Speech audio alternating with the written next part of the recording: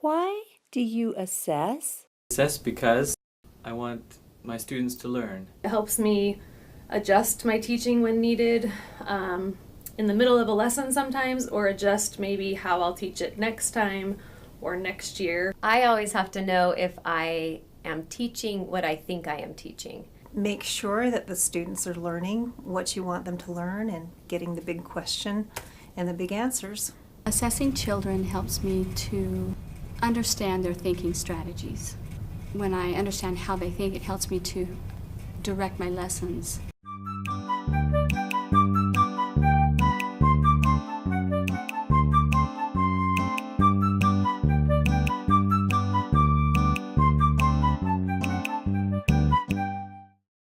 When do you assess? Assessing students is ongoing. You're constantly doing diagnostic, formative, and summative testing throughout the lessons. I assess students at the beginning, in the middle, during, and at the conclusion of the lesson. I assess all the time. I don't ever stop. Assessing them to find out what they know and if they learned what I tried to teach them. It's a combination of assessing them as I'm teaching a lesson and just step by step, assessing if they're understanding what I'm teaching. And then at the end of each lesson as well, a more formal assessment to see if I've actually achieved the objective.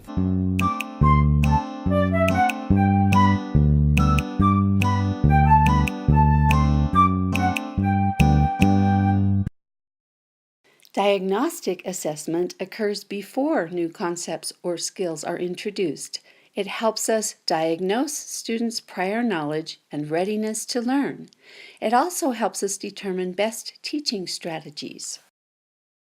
The most natural way to diagnostic test is you assess at the end of one lesson to see if they've learned that before you move on to the next lesson and the next objective, and it's just kind of a line upon line sequence, a progression. My favorite part of assessment is diagnostic. I love discovering what children already know and what they're ready to learn. I love finding out the core objectives I have for the day are possible and where I get to begin. Show me what you know, or what is missing here. Start with a question and go from there.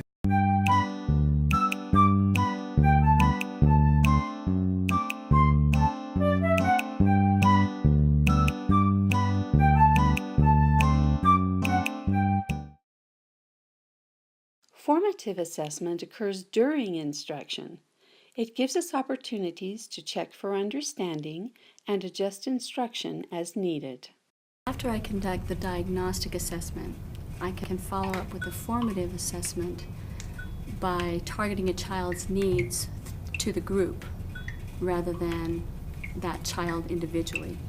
Oftentimes children will feel more comfortable in a peer setting. And another one is to give direction one-on-one while the entire group is practicing, and then I can walk around the classroom and target each child without them feeling singled out. I also have kids either volunteer or I choose randomly to come up to the front of the class or on the board and show us what we just talked about or learned, so that I can see if they're getting it. Music, I would have either a small group or individuals play a specific piece of music or show an example of what we learned from a core subject. When I am thinking about formative assessment, it's something that's done on the go, and I will circulate throughout the room and just assess those students that are, number one, following directions.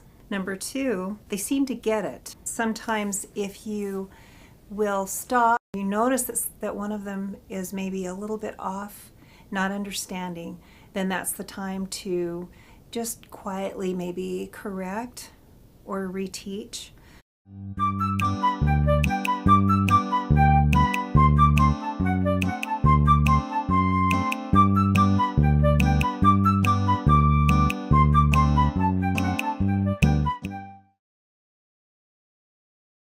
Summative assessment provides opportunities to summarize, celebrate, evaluate, and reflect on learning and teaching.